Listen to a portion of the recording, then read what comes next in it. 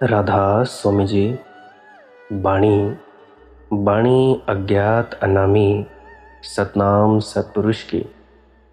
आज की सत्संग वीडियो का विषय एक प्रश्न के आधार पर है। एक मित्र ने प्रश्न पूछा है कि मैं ईश्वर के दर्शन कैसे कर सकता हूँ। तो चलिए इसी विषय के संदर्भ में अपने अपने गुरु महाराज को याद करते हुए इस सत्संग वीडियो को आरंभ करते हैं। जैसा कि मित्र ने पूछा है कि मैं ईश्वर के दर्शन कैसे कर सकता हूँ, तो मैं आपसे निवेदन करूँगा, आप अर्थात मैं ये कभी भी ईश्वर का दर्शन नहीं कर सकता है। मैं की कोई भाषा ईश्वर तक ले जाने वाली नहीं है।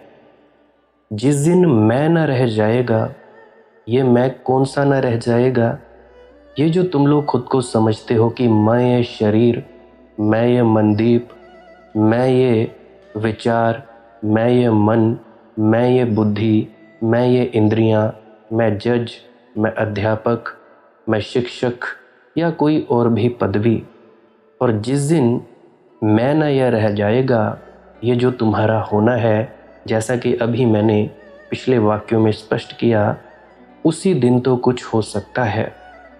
लेकिन जब तक मैं हूँ कि मुझे करना है ईश्वर के दर्शन, तो ये मैं ही तो बाधा है। मुझे कहानी याद आती है महारानी विक्टोरिया की। महारानी विक्टोरिया अपने पति से एक दिन लड़ पड़ी थी। उसका पति एल्बर्ट कुछ भी नहीं बोला, चुपचाप जाकर अपने कमरे में बंद होकर द्वार उसने लगा लिया। विक्टोरिया क्रोध में थी। वह भागी हुई पीछे गई। उसने जाकर द्वार पर जोर से धक्के मारे और कहा, दरवाज़ा खोलो। एल्बर्ट ने पीछे से पूछा, कौन है? उसने कहा, क्वीन ऑफ इंग्लैंड, मैं हूँ इंग्लैंड की महारानी। फिर पीछे से दरवाज़ा नहीं खुला। फिर वह दरवाज़ा ठोकती रही। फिर पीछे से कोई भी उत्तर नहीं आया, कोई आवाज़ भी नहीं। घड़ी भर बीत जाने के बाद उसने धीरे से कहा, एल्बर्ट दरवाज़ा खोलो, मैं हूँ तुम्हारी पत्नी। वह दरवाज़ा खुल गया। एल्बर्ट मुस्कुराता हुआ सामने खड़ा था। ठीक इसी प्रकार से परमात्मा के द्वार पर हम जाते हैं। मैं हूँ इंग्लैंड की महारानी, दरवाज़ा खोलो, ये कहते हैं। वह दरवाज़ा नहीं खुलने वाला। यह मैं जो है, ईगो, इसके लिए कोई दरवाज़ा नहीं खुलता। दरवाज़ा खुलने के लिए ह्यूमिलिटी चाहिए, विनम्रता चाहिए, और विनम्रता वही होती है जहाँ मैं नहीं होता है, और कोई विनम्रता नहीं होती। अहंकार को लेकर कोई कभी ईश्वर तक नहीं पहुँचा है और ना ही पहुँच सकता है। खो देना पड़ेगा स्वयं को, तो छोड़ देना पड़ेगा स्वयं के इस भाव को कि मैं कुछ हूँ। इसे हम बड़े ज़ोर से पकड़े हुए हैं कि मैं ये हूँ। एक सख्त दीवार बन गई है हमारे चारों तरफ, जिसमें कोई किरणें प्रकाश नहीं करती, नहीं प्रवेश कर पाती हैं। छोड़ देना होगा इस झूठे मैं को। तो मैं ईश्वर के दर्शन करना चाहता हूँ, ये भाषा ही गलत है। और दूसरी बात, ईश्वर के दर्शन की बात भी गलत है। ईश्वर का दर्शन कोई आदमी का दर्शन थोड़े ही है कि आप गए और सामने खड़े हो गए और आपके दर्शन कर लिया। ईश्वर कोई व्यक्ति तो नहीं, कोई रंग रूप, कोई रेखा तो नहीं है। ईश्वर के दर्शन का मतलब किसी व्यक्ति का कोई दर्शन थोड़े ही मिल जाने वाला है। ईश्वर के दर्शन का मतलब है वह जो जीवंत चेतना है, सर्वव्यापी है, वह जो ऊर्जा है, वह जो शक्ति है जीवन की, वह जो सृजन का मूल स्रोत है, वह जो सब तरफ व्याप्त अस्तित्व है, वह जो एग्जिस्टेंस है, वही सब, उस सब का इकट्ठापन, उसकी टोटलिटी, उसकी होलनेस, यह अस्तित्व की समग्रता और पूर्णता है, ईश्वर है। तो जिस दिन मेरे अहंकार की बूंद इस विराट अस्तित्व के सागर में खोने को राजी हो जाती है, उसी दिन मैं उसे उपलब्ध हो जाता हूँ, मैं उसे जान लेता हूँ। बूंद खो जाए तो सागर के साथ एक हो जाती है। लेकिन बूंद कहे कि मैं सागर को जानना चाहती हूँ, फिर बड़ी कठिनाई है। बूंद कहे कि मैं मिटने को राजी हूँ, तो जिस जगह वह मिट जाएगी उसी जगह वह सागर को उपलब्ध हो जाती है, वहीं मिल जाएगी सागर से। अहंकार की बूंद लिए रास्ता तय नहीं हो सकता। इसलिए मेरे मित्र ये मत पूछें कि मैं ईश्वर के दर्शन को उपलब्ध हो सकता हूँ। नहीं, ना तो मैं ईश्वर के दर्शन को उपलब्ध हो सकता है और ना ईश्वर का दर्शन किसी व्यक्ति का दर्शन है। एक मेरे मित्र ने पूछा है और एक प्रश्न कि ध्यान में बैठता हूँ तो बस अंधकार ही अंधकार दिखाई पड़ता है, कोई प्रकाश दिखाई नहीं पड़ता।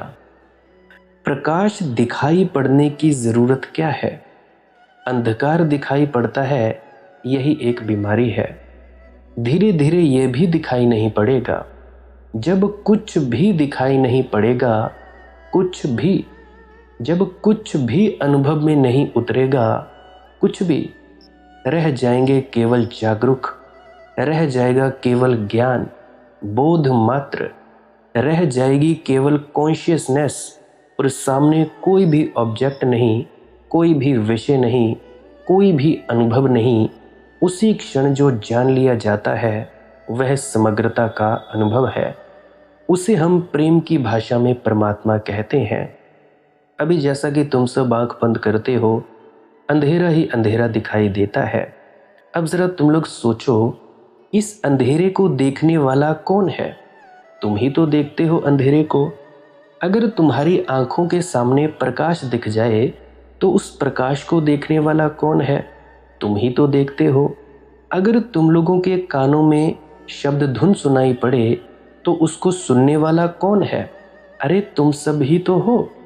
तो जो सुनने वाला है, जो जानने वाला है इस अंधेरे को, जो जानने वाला है इस प्रकाश को, जानने वाला है इस शब्द धुन को, उस जानने वाले को जानना ही हम समग्रता का अनुभव कहते हैं। उसे हम प्रेम की भाषा में परमात्मा कहते हैं। तुम सब ही तो जान रहे हो। तुम सब गलती क्या करते हो? सबसे बड़ी गलती तुम सब ये करते हो कि अंतस में कुछ दिख जाए तो जैसे ही तुम लोग देखने की इच्छा या चाहत प्रकट करते हो, तो इस देखने की इच्छा या चाहत प्रकट करने से तुम्हारा मन चालू हो जाता है, एक्टिवेट हो जाता है। तुम चाहते हो कि जी हमें बाबा जी महाराज के या राम कृष्ण महावीर बुद्ध चैतन्य किसी के भी दर्शन हो जाए, तो तुम्हारा मन क्या करता है? थोड़े दिनों के बाद तुम्हारी एकाग्रता बढ़ती चली जाती है। तो मन की एकाग्रता के बढ़ने के साथ, इच्छा शक्ति बढ़ने के साथ, वही रूप मन प्रकट कर लेता है तुम्हारी आंखों के सामने। जिस रूप से भी तुम लोग प्रभावित होते हो, वही रूप तुम लोगों की आंखों के सामने प्रकट हो जाता है। तो ये सब क्या है? मन का धोखा है, मन का छलावा है। इसीलिए मैं हर बार कहता हूँ कि कुछ पाने की, कुछ देखने की, या कहीं पहुँचने की, या कुछ समझने की, जानने की इच्छा मत करो। इच्छा करोगे तो मन बुद्धि अवश्य आएगा। अब जैसा मैंने अभी बताया, तुम लोग इच्छा करते हो कि जी कुछ दिखे, तो देखने की इच्छा करते हो। देखने की इच्छा के साथ ही तुम लोगों ने सुना होता है जी, अरे ऐसे ऐसे रूहानी मंडल है, ऐसी बात है, वैसी बात है। तो मन कल्पना पैदा कर देता है और उसी कल्पना के साथ किसी को कोई बगुला दिखता है, किसी को कोई तालाब दिखता है, किसी को कुछ दिखता है तो कुछ दिखता है। तो मैं आप लोगों से निवेदन करना चाहूँगा, कुछ भी दिख जाए, ये सबसे बड़ी बात है। इसको सूत्रबद्ध कर लेना, गांठ बांध कर रख लेना अपनी जेब में या चुनरी के साथ। कुछ भी दिख जाए, जो दिखता है वो सत्य नहीं हो सकता, क्योंकि जो दिखता है और जो देखता है, देखने वाला जो दिखता है उससे अलग है। देखने वाला जो दिखता है वो तो हो नहीं सकता। अभी बाबा जी महाराज अक्सर कहा करते हैं कि खुद की पहचान करो, self realization before God realization. अब तुम लोग खुद की पहचान कैसे करोगे? तुम लोग तो चाहते हो कि जी हमें कुछ दिखे। तो देखने में और खुद की पहचान में अंतर नहीं होता क्या? तुम लोग सालों से ध्यान सिमरन कर रहे हो, भजन कर रहे हो, ये साधना की, वो साधना की, फलाने गुरु के पास गए, इसके पास गए, उसके पास गए, हज़ारों तुम लोगों ने वीडियो सुन डाली यूट्यूब पे, हज़ारों किताबें पढ़ ली, छान लिया, सब कुछ छान लिया कि हम कैसे पा सकते हैं। अरे भाई, खुद को जानना ही आत्मज्ञान है। अगर आत्मा को जान लिया तो आत्म में राम, राम में आत्म। आत्मा को जानकर ही परमात्मा को जाना जाता है। अगर तुमने अपने आप की बूंद होने को जान लिया, तब उसके बाद तुम समुद्र को भी जान लोगे, क्योंकि बूंद किसका हिस्सा है? बूंद हिस्सा है समुद्र का। तो समुद्र को जानना हो तो बूंद को जान लो, बूंद को जान लिया तो समुद्र को भी जान लोगे। तो मैं अक्सर कहता हूँ, अंधेरे में ही ठहरे रहो और काहे को चिंता लेते हो? कुछ दिखता नहीं जी, ये नहीं आता, वो नहीं आता, क्या दिखे? और तुम लोग जोर ज़बरदस्ती करते हो कि तुम्हारी इन स्थूल आंखों से कुछ दिखे। हिलाते रहते हो आंखों को, दाएं बाएं, ऊपर नीचे, बिल्कुल जोर लगाते हो आंखों पर। जोर लगाते हो, आंखों में दर्द शुरू हो जाता है। आंखों में दर्द, माथे में दर्द, सर की चोटी में दर्द, तो शरीर दुखने लगता है। फिर तुम कहते हो कि जी ये ध्यान व्यान सब बकवास की बातें हैं, छोड़ो परे। क्या करना है हमने? ध्यान सिमरन। इससे तो हमारा सर दर्द होता है। और कुछ लोग जो अपने आंखों को जोर लगाते हैं, उनके दिमाग में भी नुक्स पड़ जाता है। दिमाग में नुक्स पड़ने के साथ पागल जैसी हरकतें करते हैं, पागल ही हो जाते हैं, और उनको ना चाहते हुए भी डिप्रेशन की गोलियां खानी पड़ती हैं, दवाइयां खानी पड़ती हैं, और भी न जाने क्या क्या करना पड़ता है। तो ये इसी की वजह है। तुम लोग बहुत ही ज़्यादा जोर लगाते हो। अक्सर कहा करता हूँ कि आंख बंद ऐसे करो जैसे नींद में जाने वाले हो, परंतु भीतर सजग रहो, जागे हुए रहो। आंखों से थोड़े ना जागृत रहना होता है कि आंखों को तुम लोग हिलाओगे या इकट्ठा करोगे, जोर डालोगे। अरे जागृत तो वैसे ही तुम रह सकते हो। आंख बंद करके जगे रहो, सजग रहो और देखते रहो अंधेरे की तरफ। धुन सुने ना सुने, प्रकाश दिखे ना दिखे। देखिए, प्रकाश जो आता जाता रहता है, ये प्रकाश भी मन का ही एक प्रतिरूप है, मन का ही प्रक्षेपण है। मन तुम्हारे पता नहीं कितनी कितनी चीज़ें बना देता है, और यहाँ तक मन की इतनी ताकत है कि ये वैकुंठ भी प्रदान करता है सपने में ही। तुम लोग होते होते कहीं नहीं हो, बस सपने में ही कि तुम पहुँच गए जी, तुम मुक्त हो गए जी। तो ये सब क्या है? ये सब मूढ़ताएं हैं, ये सब हमारे भ्रम है। अब तुम लोग सब हो परमात्मा, परंतु तुम लोग ऐसे जानते नहीं हो कि हम हैं। अब तुम ही लोग हो परमात्मा और जानते नहीं। तुम कहते हो कि जी ना ना, हम कहाँ परमात्मा। मैं कहता हूँ कि भाई थोड़ा मानो तो सही, उसके बाद खुद को पहचानने की कोशिश करो कि हम हैं भी या नहीं। अब मैथ्स में एक फॉर्मूला आता है कि let us suppose that the value of pen is equal to x, कि चलो मान लेते हैं कि इसकी वैल्यू इतनी होगी, फिर उसके बाद हम उसे सिद्ध करते हैं। अब तुम लोग मानने में ही रुक जाते हो। अब मैंने कहा कि मान लो कि तुम परमात्मा हो, अब इसको सिद्ध करना है कि तुम हो कि नहीं। सिद्ध कैसे किया जाता है? तुम्हारे भीतर जो जानने वाला है, तुम ही तो हो वो जानने वाले। तो तुम जानने वाले में रहो कि हाँ, मैं इस चीज़ को जानने वाली हूँ या मैं इस चीज़ को जानने वाला हूँ। तुम्हारी आंखों के सामने जो दिखता है उसको तुम जानते हो। फल फूल पौधे, रसोई, ईंट पत्थर, पेड़ पौधे, सब कुछ जो दिखता है उसको तुम देखते हो। तो तुम लोग उस देखने वाले से, जो दिखाई देता है देखने वाला, वो भिन्न हुआ कि नहीं हुआ? तुम देखते हो। अब तुम लोगों ने कुर्सी को देखा, क्या तुम लोग कुर्सी हो गए? नहीं, बिल्कुल नहीं, तुम लोग कुर्सी तो नहीं हुए। तो इसका क्या मतलब है? जो चीज़ दिखाई देती है वो तुमसे अलग है।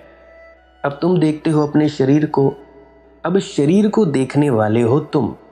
अब शरीर को देखने वाले अगर तुम हो तो तुम लोग इस शरीर से भी अलग हो, क्योंकि जो दिखता है देखने वाले से अलग होगा।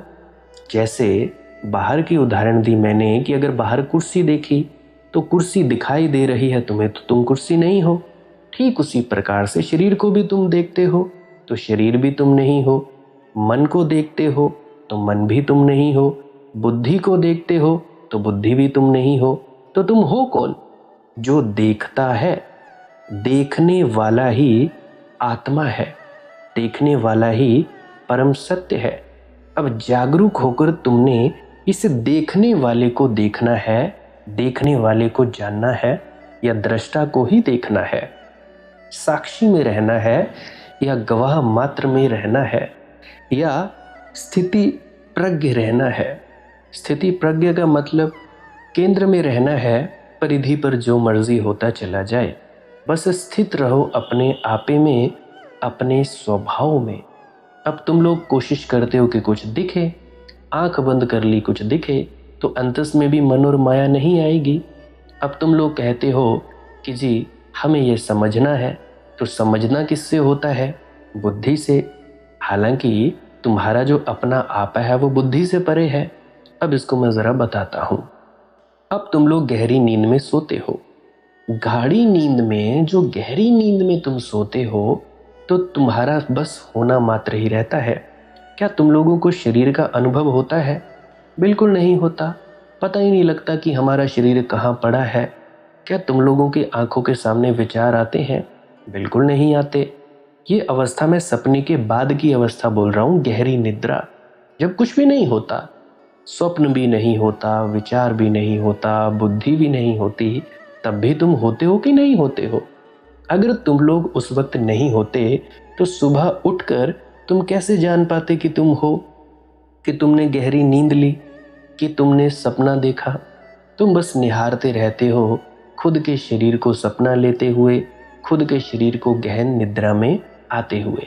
तुम बस निहारते रहते हो और कुछ नहीं करते। तो अगर तुम उस वक्त भी होते हो तो इसका ये मतलब हुआ साफ साफ कि तुम लोग ये शरीर नहीं हो, मन नहीं हो, बुद्धि नहीं हो। अगर तुम लोग ये होते तो गहरी नींद में तुम लोगों को ये सब दिखाई पड़ता, तुम लोगों को महसूस होता। अगर ये पता नहीं लगता तो इसका मतलब साफ है कि कुछ भी दिखता है, कुछ भी समझोगे तुम बुद्धि से ही समझोगे। बुद्धि से लाख चाहे डिस्कशंस कर लो, लाख चाहे बातचीत कर लो, ये आप लोगों को आत्मा के पास पहुंचाने वाला नहीं है। केवल इशारों को पकड़ना है, इशारों को पकड़कर उसकी सीध में चले रहना है। अब ये नहीं कि मैंने इशारा किया कि वो देखो, उंगली से इशारा करके बोलूं वो देखो चंद्रमा, और तुम लोग मेरी उंगली को देखो, टिप को, कि नहीं यहाँ पे तो चंद्रमा है ही नहीं। इशारे की सीध में देखना है कि मैं बोल क्या रहा हूँ, कहना क्या चाहता हूँ। अगर तुम लोगों को इतनी बात पकड़ में आ गई कि मैं कहना क्या चाहता हूँ, आत्मज्ञान बस 1-2 दिन की बात है। 1-2 दिन भी मैंने बहुत कह दिया। खुद को जानने के लिए एक क्षण लगता है, समझ आने में वर्षों बीत जाते हैं और पहुंचने में एक क्षण लगता है। अब तुम लोग ये भी मत सोचो कि हमें बहुत सारी साधना करनी पड़ेगी, अभ्यास करना पड़ेगा, ये करना पड़ेगा, वो करना पड़ेगा। अब ज़रा तुम लोग मुझे बताओ, तुम लोग इस YouTube के माध्यम से, अपने मोबाइल फ़ोन के माध्यम से मुझे सुन रहे हो। अब तुम लोग मुझे सुन रहे हो, अब इस सुनने को कितना वक्त लगा? जान रहे हो तुम लोग कितना वक्त लगता है? कुछ भी नहीं। तुम लोग आंख खोल के कुछ देख रहे हो, कितना वक्त लगा? कोई भी वक्त नहीं लगा। तो कोई साधन अभ्यास किया ये जानने के लिए? कोई साधन अभ्यास नहीं। तो मैं ये कहता हूँ कि बिना साधना के तुम लोग समाधिस्थ ही हो, परंतु तुम लोग कुछ करने की इच्छा करते हो, और यह करने की जो कसरत है, यह कसरत मन को ही कभी एकाग्र करती है, कभी मन चंचल हो जाता है, मन तो नहीं मिटा। तो इसीलिए इसके बाद ये चीज़ सबसे ज़रूरी है कि मन को अगर मिटाना है तो मन की साधना ही मत करो। अगर तुम्हारा मन ज़्यादा चंचल है, कहीं टिकता नहीं है, तो करो मन की साधना। शुरुआत में ये सब ठीक है। शुरुआत के 1-2 साल, 3-4 साल तुम लोग कर रहे हो मन की साधना, जप कर रहे हो, पूजा पाठ कर रहे हो, दान पुण्य कर रहे हो, या सेवा कर रहे हो, अपने मन को विनम्र करने के लिए करो। परंतु भजन बहुत ही ज़्यादा ज़रूरी है। ये जो शब्द धुन अंतर्नाद सुनती है, इसको सुनते सुनते अमनीय दशा आती है, क्योंकि सुनना ही है और तुम लोगों ने कोई चेष्टा भी नहीं करनी है। याद करो जरा, जब नामदान के वक्त क्या कहा था बाबा जी महाराज ने। उन्होंने ये कहा था कि तुम लोगों ने इस धुन को सुनना है और लीन हो जाना है। ये थोड़ी ना बोला उन्होंने कि कुछ दिखेगा या नहीं दिखेगा, बोला क्या? नहीं बोला। उन्होंने बस प्रतीक बताए थे कि अगर ऐसा प्रकाश दिखे तो तुम लोग समझ लेना कि तुम पहली अवस्था में हो, अगर इस प्रकार का प्रकाश दिखे तो तुम दूसरी में, इस प्रकार का दिखे तो तीसरी में। ये थोड़े ना कहा कि भाई तुम लोग देखने की चेष्टा करोगे। उन्होंने ये कहा था कि तुम लोग देखने की चेष्टा मत करना और ये सिमरन के शब्दों का जाप भी मत करना, बस चुपचाप मौन होकर बैठे रहना। तो वही बात मैं कह रहा हूँ। मेरी बात बाबा जी महाराज से कोई भिन्न नहीं है। हालांकि मेरी थोड़ी भाषा देसी है, उनकी भाषा में प्योर आध्यात्मिकता है। मैं इसीलिए देसी भाषा में इसको लपेट कर बोलता हूँ, क्योंकि बहुत से ऐसे जीव हैं जिनकी समझ इतनी ऊंची नहीं हुई है जितनी ऊंची संतों की समझ है। इसलिए मैं कोशिश करता हूँ आप लोगों के तल पर ही पहुँचकर आप जैसी बात करने की, जिस भाषा में आपको समझ आए उस भाषा में आपको समझाने की। अब ज़रा सोचो, जापानी भाषा में अगर कोई हमें उपदेश दे या संस्कृत भाषा में, चूँकि आज संस्कृत के ज्ञाता बहुत कम है, तो क्या आपको समझ आएगा? बिल्कुल भी कुछ भी नहीं समझ आएगा। अगर कोई आपकी मातृभाषा में मराठी, हिंदी, तेलुगु या जो भी आप भाषा बोलते हो, उस भाषा में आपको समझाया जाए तो आप समझेंगे। देसी भाषा में तो यही सबसे आसान तरीका है आप लोगों से बातचीत करने का। तो आप लोग ये मत समझा करें कि मैं कोई और बातचीत करता हूँ। मैं बात करता हूँ बाबा सावन सिंह जी के वक्त की, स्वामी जी महाराज के वक्त की।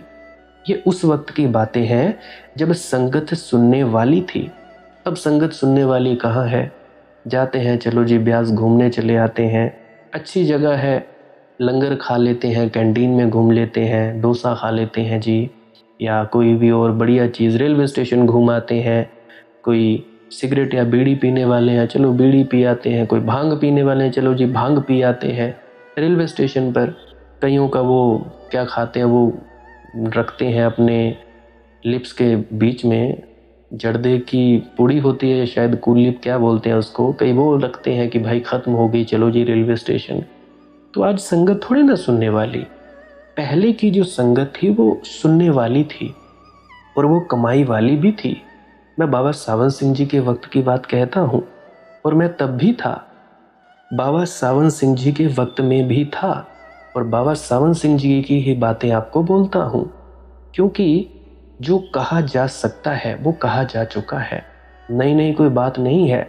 आप लोगों को मेरी बातें इसीलिए नई लगती हैं क्योंकि मौजूदा सद्गुरु वो बोलते नहीं हैं, वो केवल जोर देते हैं भजन सिमरन पर, और उनकी बात इतनी प्रिसाइज होती है, इतनी कॉम्पैक्ट होती है कि आप लोगों के सर के ऊपर से ही घूम जाती है।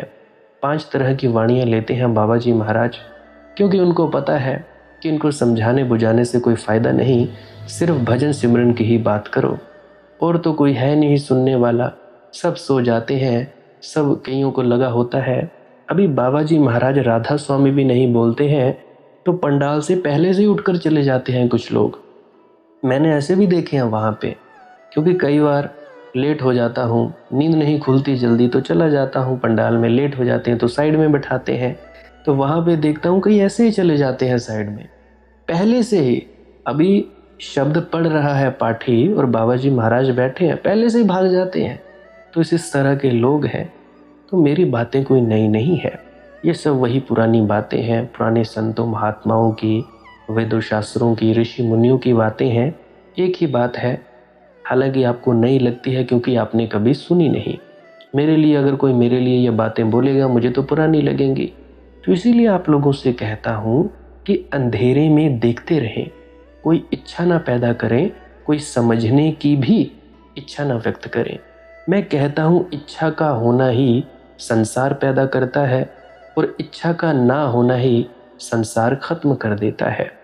आंख बंद करो, कोई इच्छा ना करो, एक पल में अपने होने में आ जाओ कि मैं इस अंधेरे को देखने वाला हूँ, कि मैं इस अंधेरे को देखने वाली हूँ और मैं कुछ करता ही नहीं या मैं कुछ करती नहीं।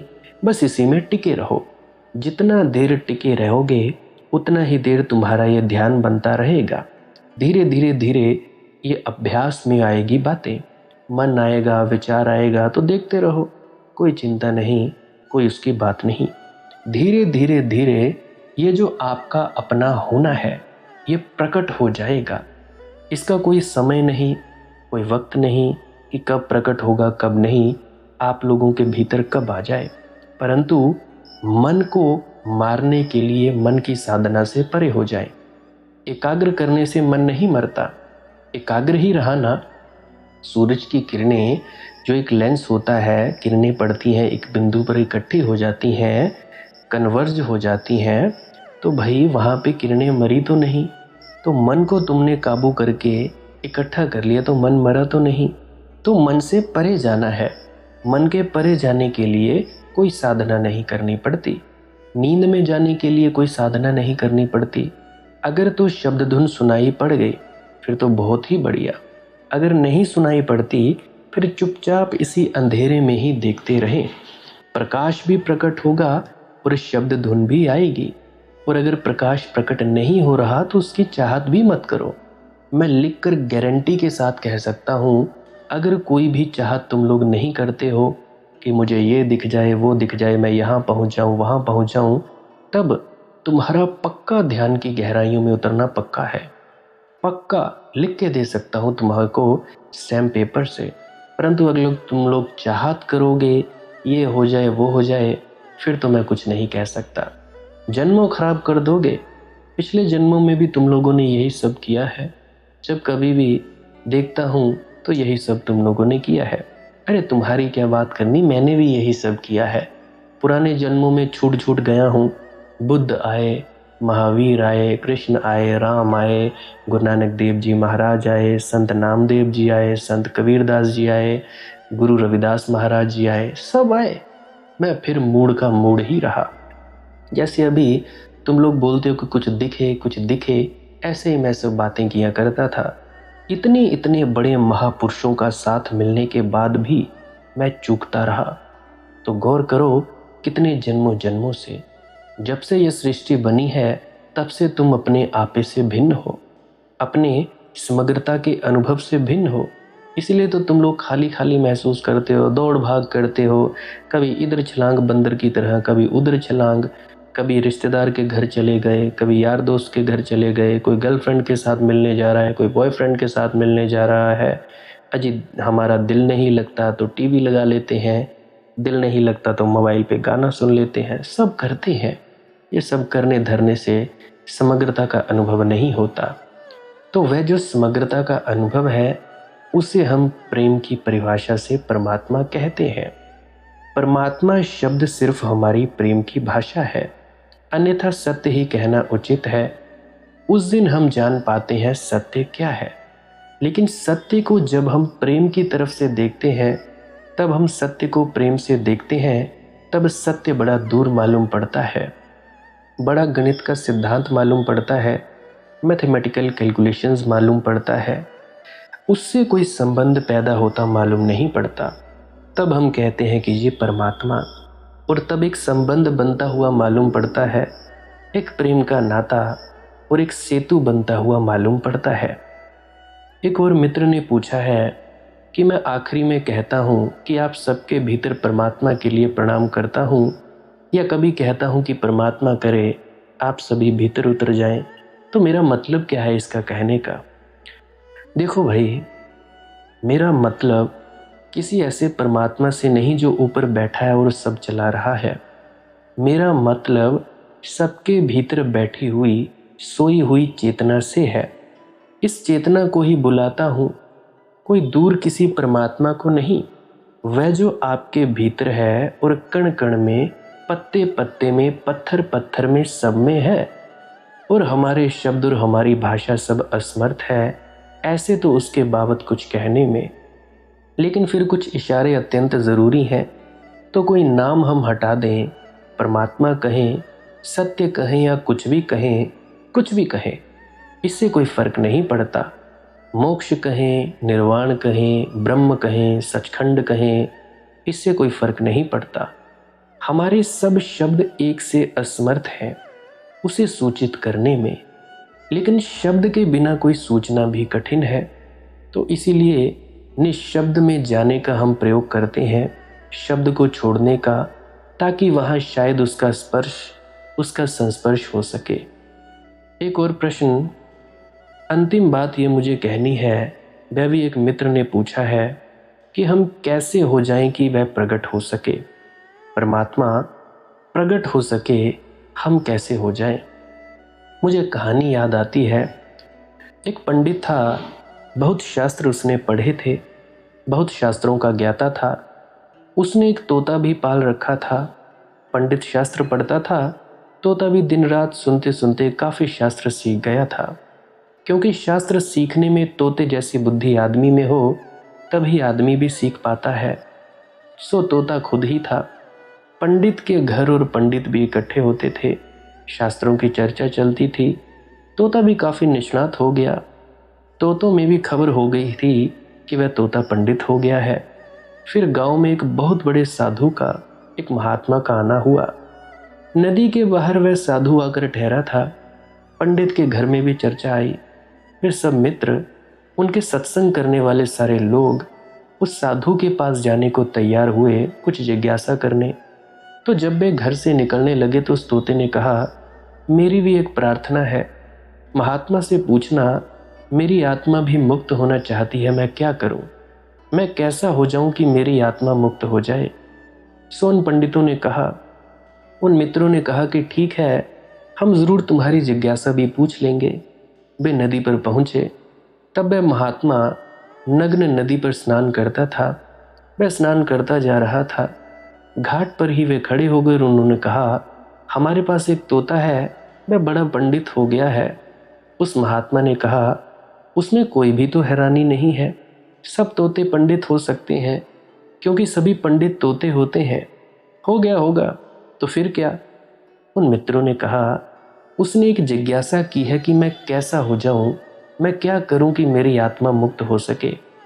ये पूछना ही था कि वह महात्मा जो नहा रहा था, उसकी आंख बंद हो गई, जैसे वह बेहोश हो गया हो।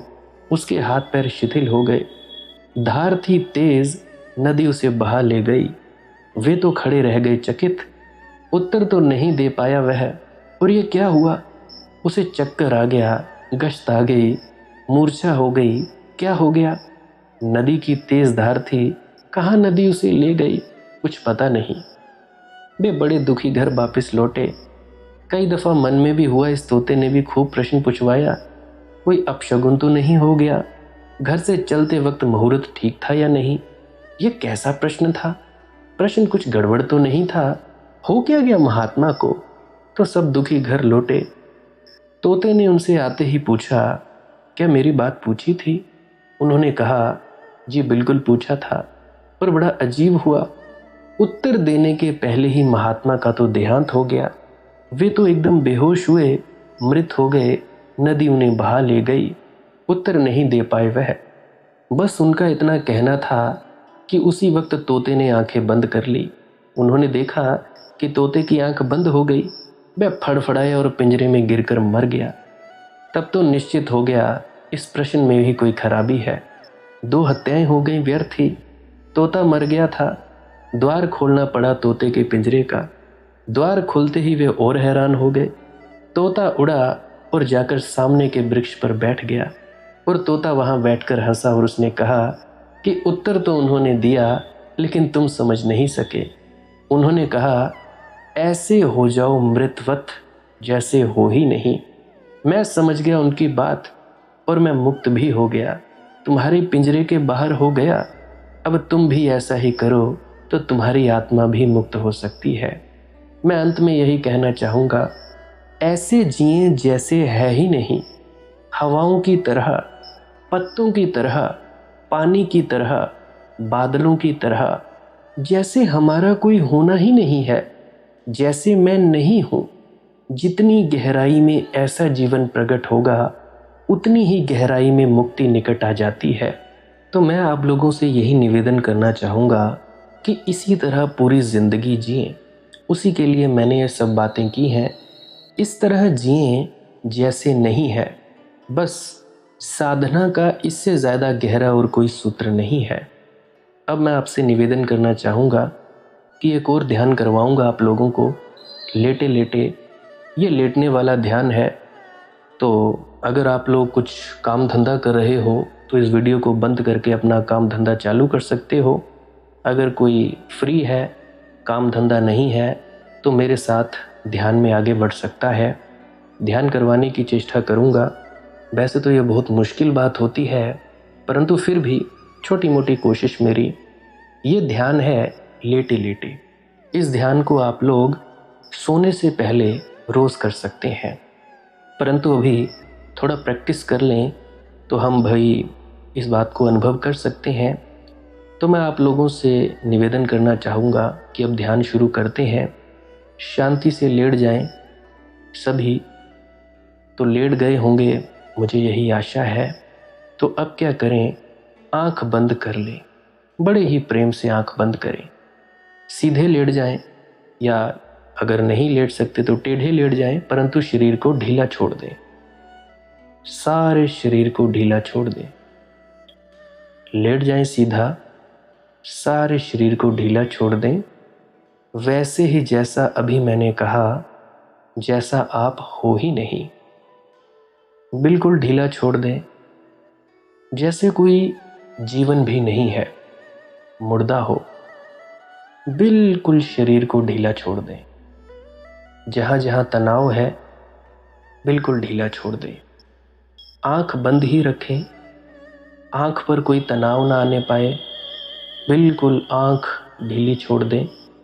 बड़े ही प्रेम से आंख बंद रखें। अनुभव करें शरीर बड़ा ही शिथिल हो रहा है, शांत हो रहा है। शरीर और ही ज़्यादा शांत हो रहा है, शिथिल हो रहा है, रिलैक्स हो रहा है। अपने जो पाँव पर ये जो तनाव पड़ा है इसको ढीला छोड़ें। टांगों पर जो तनाव है ढीला छोड़ें। बाजुओं भी जो कसकर रखी हैं आप लोगों ने, कृपया करके ढीला छोड़ दें। अब मैं आप लोगों से निवेदन करना चाहूँगा, आप लोगों के माथे पर भी जो सिलवटें पड़ी हैं इसको ढीला छोड़ दें। सिलवटों को हटाएं। ऐसे शरीर को ढीला छोड़ें जैसे मुर्दा हो, मुर्दे की भांति हो जाए। अगर किसी ने किसी मुर्दे को देखा हो तो ज़रा जानें, सोचें कि मुर्दा कैसे लेटा होता है। कोई अता पता नहीं, बिल्कुल ढीला, शरीर का कोई पता नहीं, बाजुएं ढीली, पाँव ढीले और उसका सब शरीर ढीला। अब आपकी सांस भी शांत हो रही है। धीरे धीरे सांस को भी धीरे धीरे शांत करते जाएं। आप लोगों की जो सांस है वो पेट से चलने लगे। सुने, आप लोगों की जो सांस है पेट से चलने लगे। आंख बंद है, सीधे लेटे हुए हो, सांस पेट से चलने लगे। पेट से चलने का मतलब सांस भीतर जा रही है तो पेट ऊपर की तरफ उठ जाए, पेट फूल जाए। सांस बाहर जाए तो पेट नॉर्मल हो जाए। इस तरह से सांस पेट से चलाएं। बड़े ही प्रेम से सांस लेते जाएं। बिल्कुल सांस शांत हो रही है। सांस आप जी की शांत हो रही है। सांस भी बिल्कुल ढीली छोड़ दें, बिल्कुल ढीला छोड़ दें। अब बिल्कुल शांत और मौन, चारों तरफ जो भी आवाज़ें सुनाई पड़ रही हैं उन्हें सुने। जो भी आप लोगों को सुनाई पड़ रहा है, कोई आप लोग रहते होंगे अपने बाज़ार बस्ती में, आवाज़ें बाहर सुनाई दे रही होंगी। कोई सब्ज़ी वाला आया होगा, कोई बाहर बोल रहा होगा घर के बाहर, या कोई भी घर में आवाज़ें चल रही हैं। बिल्कुल चारों तरफ आवाज़ों को सुनते रहे। सांस पेट से ही चलती रहे, रिलैक्स होते रहे। आंखों के सामने जो अंधेरा दिख रहा है उसी में टिके रहे। जो भी सुनाई दे रहा है सुनते रहे। सुने, शांति से सुनते रहे। भीतर जागे रहें और सुनते रहें। सुनते सुनते ही मन शांत होता जाएगा। गुरु नानक देव जी महाराज जी की वाणी याद करें, सुनिए दुख पाप का नाश। कुछ साधक हैं जिनको सन्नाटे की आवाज़ सुनाई दे रही होगी, टी टी की, साई साई की, झिंगुर जैसी, गूंज जैसी, बिल्कुल सुनते चले जाएं। सुनने मात्र से ही मन शांत होता चला जाएगा और भी शांत होते चले जाओगे। सुनते सुनते मन एकदम शांत हो जाएगा। सुने, बस सुनते ही रहें।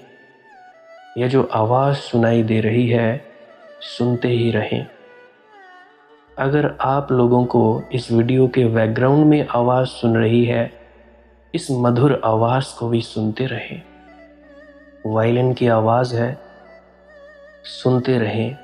शांत होते चले जाएं, बिल्कुल शांत। सुनने मात्र से ही मन शांत और मौन होता जाएगा। मन शांत हो रहा है आपका, मन शांत हो रहा है, मन शांत होता चला जा रहा है। मन बिल्कुल शांत हो रहा है। अंधेरे में ही टिके रहें, बिल्कुल अंधेरे में ही जागरूक होकर सुनते रहें। ध्यान से सुनते रहें। सांस पेट से बड़े आराम से चल रही है, रिलैक्स होते चले जा रहे हो। मन शांत हो रहा है, मन शांत हो रहा है, मन शांत हो रहा है, मन शांत हो रहा है। ध्यान पूर्वक सुने सब आवाजें। तुम लोग इन आवाजों को सुनने वाले साक्षी हो, दृष्टा हो, जानने वाले हो। तुम कुछ नहीं करते, कुछ भी तो नहीं। मन शांत होता जा रहा है, मन शांत हो रहा है, मन शांत हो गया है, मन शांत हो गया है, मन बिल्कुल शांत हो गया है। पूरी तरह से मन में गहनतम शांति चली जा रही है। कोई विचार नहीं, कोई भावना नहीं, बस आंखों के सामने जो अंधेरा है इसमें ही डूबते चले जा रहे हो। कोई विचार नहीं, कोई भावना नहीं। शरीर बिल्कुल हल्का होता चला जा रहा है, बिल्कुल जैसे तुम लोग उड़ रहे हो। अगर कहीं तनाव है शरीर में तो कृपया उसे हटाएं, ढीला छोड़ दें शरीर को। पूरी तरह से शांत होते चले जाएं। आंखों पर भी जो जोर है वो जोर को हटाएं, तनाव को हटाएं। शांत होते चले जाएं। मन शांत हो गया है, मन एकदम शांत हो गया है, मन शांत हो गया है, मन पूरी तरह से शांत हो गया है। आप लोग डूबते चले जा रहे हैं, शून्य में डूबते चले जा रहे हैं। विनती है मेरी, जागरूक रहें, इस जागरूकता को बनाए रखें। मन बिल्कुल शांत और शून्य हो गया है, शून्य, बिल्कुल शून्य हो गया है। महसूस करें अपने शरीर के हल्केपन को। पूरी तरह से शरीर हल्का हो गया है। बहुत ही ज़्यादा हल्का, जैसे आसमान में उड़ रहे हो।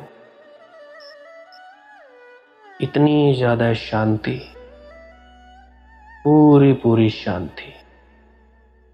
अब इसी में पड़े रहें 2-4 मिनट,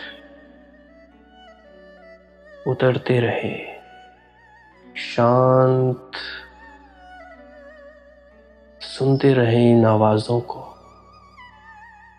शांत होकर सुनते रहे, सुनते रहे, सुनते रहे। आप भीतर चले जा रहे हो,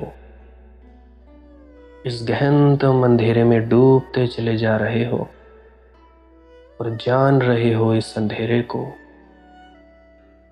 जानते रहो। सांस आप लोगों की बिल्कुल धीमी चल रही है, मध्यम सी। आप लोग भीतर उतरते चले जा रहे हैं और ज़्यादा गहरे, और ज़्यादा गहरे उतरते चले जाएं,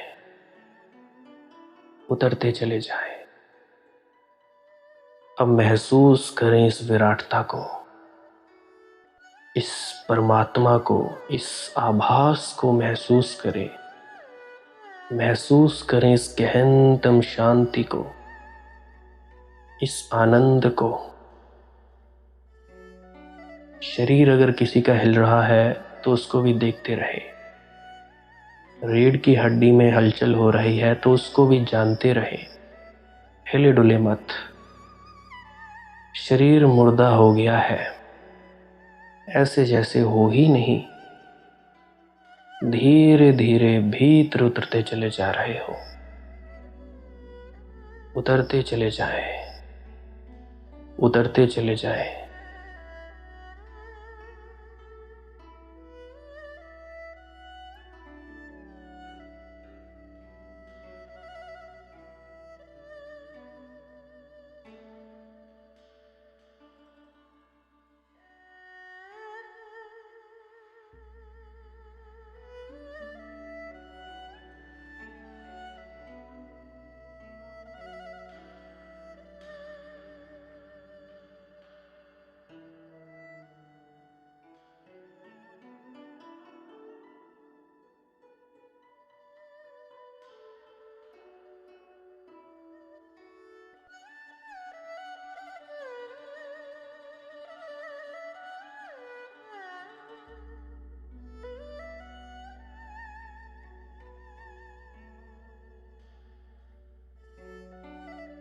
मन शांत हो गया है, बिल्कुल शांत।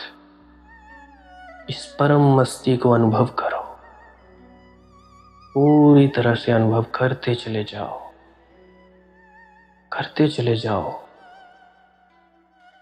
जानते रहो और जागरूक बने रहो।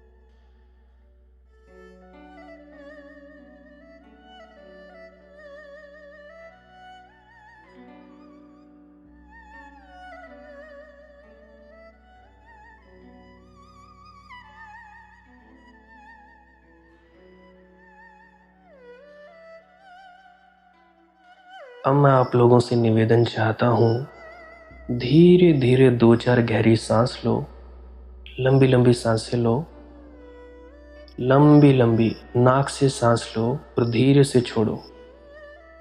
गहरी गहरी 4-5 सांसें लो। अब बहुत ही आहिस्ता से आंख खोलो, आहिस्ता आहिस्ता, बिल्कुल ही धीरे से आंख खोल लो। अब जैसी शांति भीतर है वैसी ही बाहर भी है।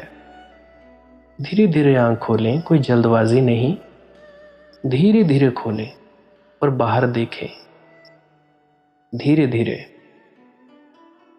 अब अगर कोई उठ सकता है तो उठकर बैठ जाए, नहीं बैठ सकते तो कोई बात नहीं, आंख खुली रखें। शांति से मौन चुपचाप उठकर बैठ जाए अगर कोई बैठ सकता है। धीरे धीरे बैठ जाए, शांति को अनुभव करिए। जो शांति आंख बंद करके अनुभव की, अब आंख खोल के अनुभव करते रहिए। अब आगे सुनिए। दुख पहुंचाने वाली बात आपको मैंने कही हो, अगर किसी को भी स्वप्न में भी दुख पहुंचाने का मेरा मन नहीं है, लेकिन मेरी मजबूरी है, कुछ बातें दुख पहुंचाने वाली हो सकती हैं। अंत में अगर मैंने किसी को दुख पहुंचाया हो, दिल दुखाया हो, उससे मैं क्षमा मांगता हूँ। आप सभी लोगों से मैं क्षमा मांगता हूँ। अपने अतीत में जितनी भी वीडियोस में अगर मैंने कुछ भी उल्टा सीधा बोला हो जो आप लोगों के लिए सही ना हो, आप लोगों को बुरा लगा हो, किसी का दिल दुखा हो, उसके लिए तहे दिल से क्षमा मांगता हूँ। बाकी आप लोग इसी तरह से हर रोज़ रात को सोने से पहले ध्यान में ज़रूर उतरें। इसी तरह से उतरना है।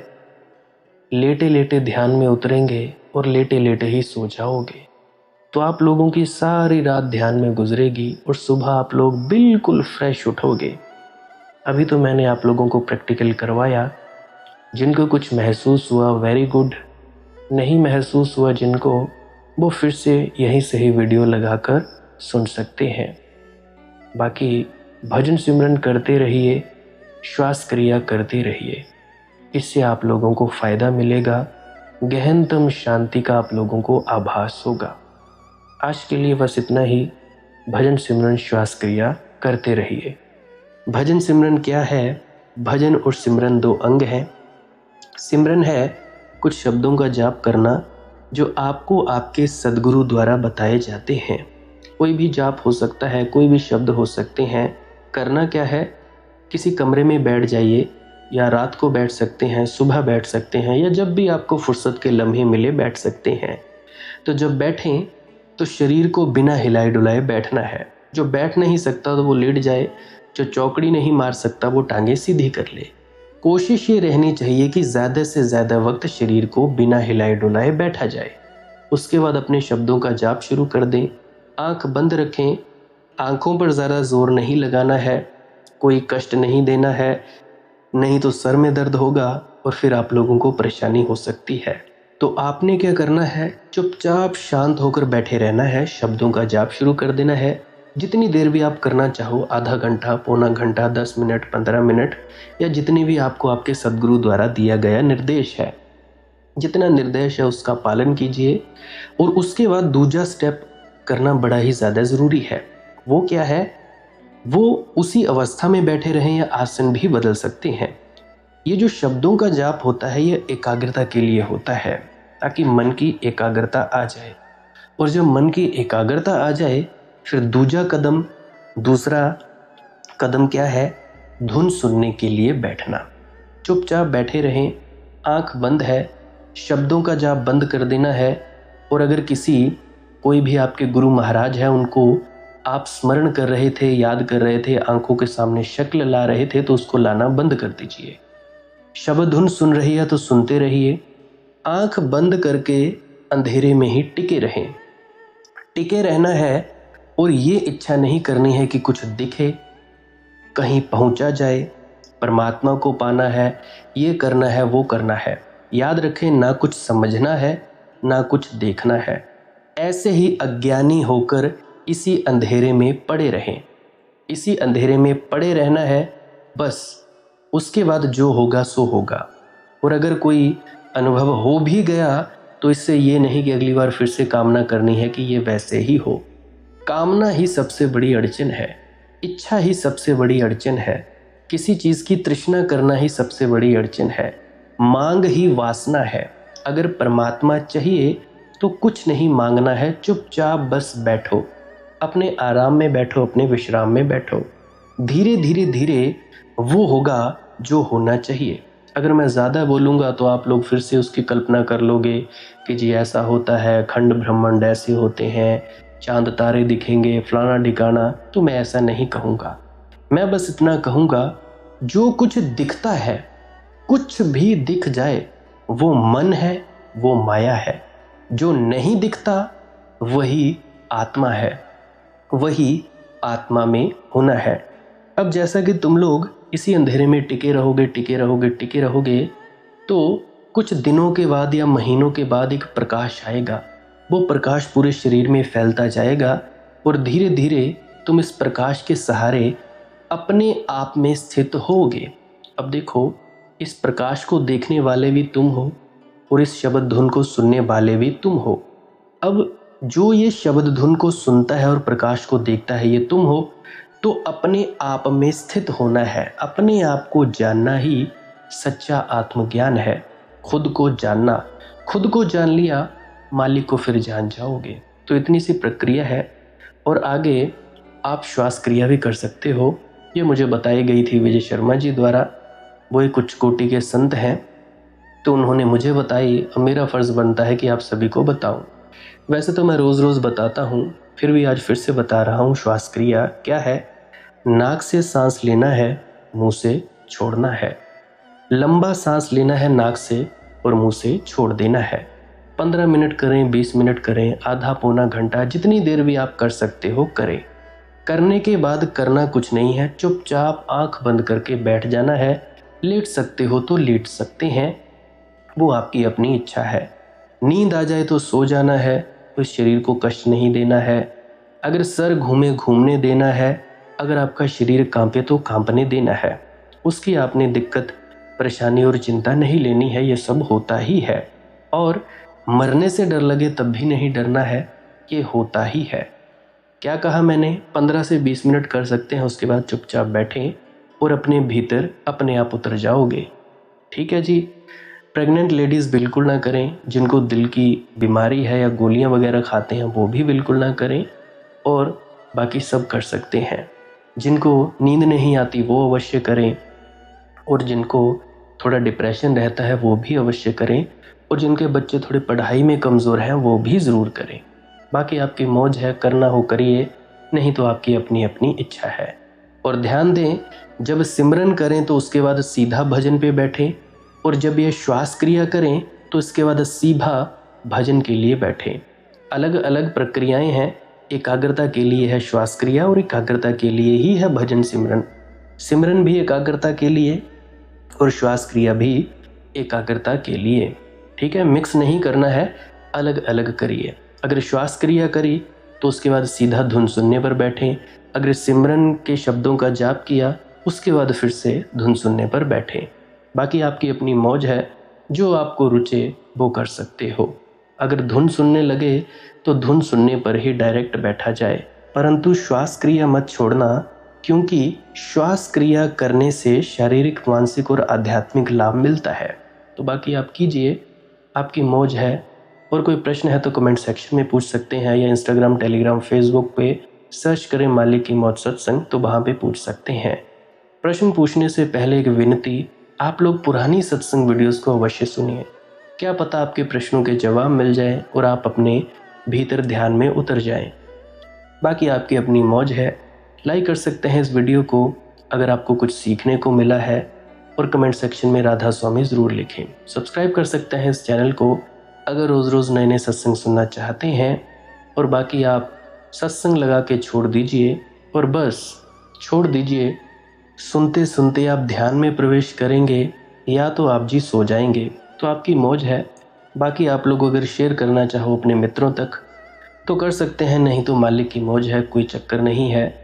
आप मुझे इतने अंत तक सुनते हो, इतने अंत तक सुनने के लिए आपका बहुत बहुत शुक्रिया, बहुत बहुत धन्यवाद। और मुबारक हो आप लोगों ने जो आनंद प्राप्त किया, अब मैं अपने गुरु महाराज को प्रणाम करता हूँ। आप सभी के भीतर बैठे परमात्मा को भी प्रणाम करता हूँ। मेरा प्रणाम स्वीकार करें। राधा स्वामी जी।